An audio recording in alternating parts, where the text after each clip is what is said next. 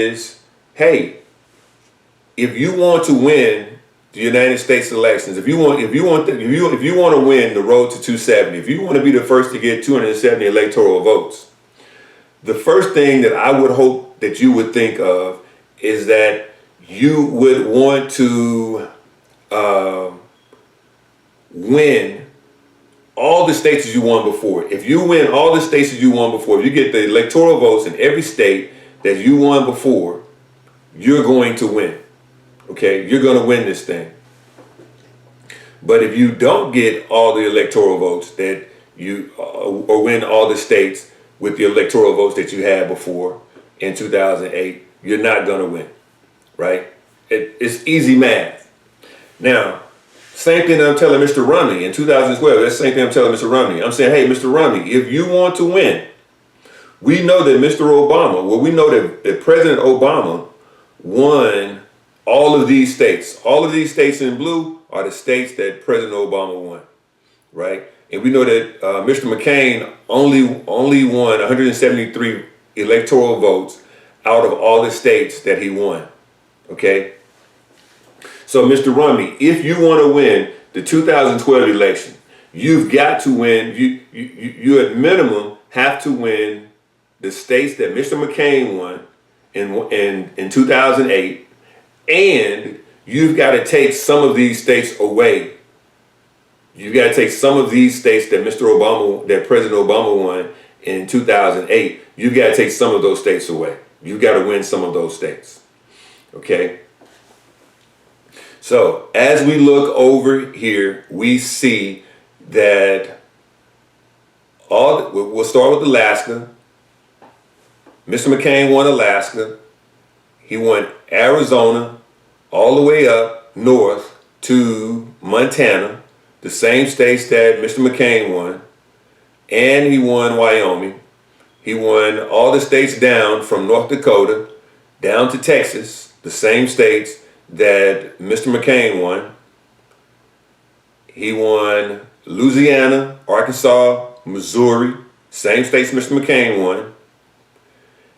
He won all the southern states except for Florida, being Alabama, Georgia, South Carolina, North Carolina, Tennessee, and Kentucky, all the states that Mr. McCain won.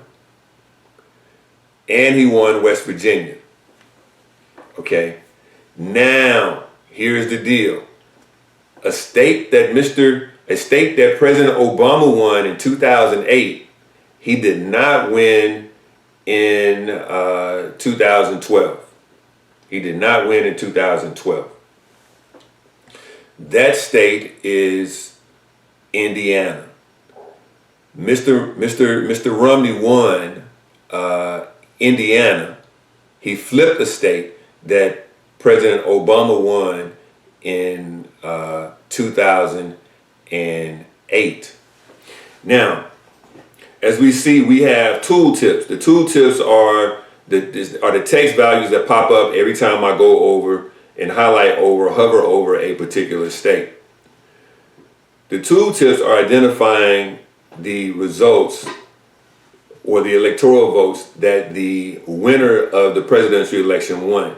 Since President Obama won 2012, it's showing the sum of Obama, but he didn't win Indiana, so it's showing that he received 0 votes. So my thought process then is, well, how many votes is Indiana? If I come back over to the state, to the year that he won, which is in 2008, it's showing that Indiana was 11 votes. Okay, Indiana was 11 votes. So at minimum, if Mr. McCain had picked up Indiana, he still would have lost, but he would have had 184 votes. 184 to President Obama's 354. 184 to 354. Now, that kind of throws me off just a little bit, because it appears here that the only state that President Obama won in 2008 that he did not win in 2012 was Indiana. However, in 2008, he won 365 to 173, which is a lot more than 11 votes. Because in 2012, he won 332 to 206, which is, again, a lot more than 11 votes. So what that tells me is that the actual count of votes, electoral votes for different areas, total more. I guess the congressional districts had larger values in 2012 than they did in 2008, or the congressional districts that Mr. Romney, when in 2012, those congressional districts that Mr. Romney won in 2012, those values, those individuals, the electoral vote count was slightly more than what those votes were in 2008, because we're showing a difference of 11 votes here. But if we add 11 votes, we get 184.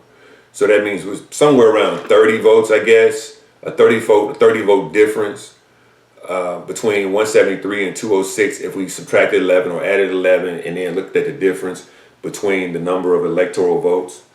And again, even with President Obama only losing Indiana, his vote count went down, 30 some odd votes rather than just 11 votes. So what that tells me is one of two things. That story that I'm reading into these maps now is that there was some redistricting within the Electoral College. There was some redistricting between the Electoral College votes. The congressional districts were slightly different. And I'm not sure, not 100% sure, if the U.S. territories have a vote in the presidential election. I know they have a vote in Congress, but I'm not sure they have a vote in the presidential election. Again, I build dashboards, I do data science, I don't do political science. But that's what we're looking at here when we look at 2008 to 2012. The biggest difference between 2008 and 2012 is President Obama lost Indiana. President Obama lost Indiana. So what that tells me is that given that in 2012, the next Democratic president, in order to win, they would pretty much have to win, to guarantee a win. They would have to guarantee all the blue states that are currently blue. If there's any shift in these blue states in the 2016 election, if there's any shift in the blue states, the Democratic president will probably lose because of the size of shift that changed between 2008 and 2012, and only one state flipping. One state flipping, which had a total of 11 votes in 2008. That one state flipped, but even with that one state flipping, the congressional numbers went up slightly somewhere in the red states and went down slightly somewhere in the blue states, just in congressional sizes. So we already know that in 2016, Ms. Clinton and former President Trump ran for election in 2016 because President Obama could not run. So now, as I said before, if Ms. Clinton wanted to win, or wanted to guarantee a win, she had to pretty much be guaranteed. She pretty much had to guarantee herself that she was going to win all of the states that President Obama had already won. If there were any flips from blue state to red state, there was going to be a problem, because Indiana flipped one time, one state flipped, and there we can pretty much call it about Let's see.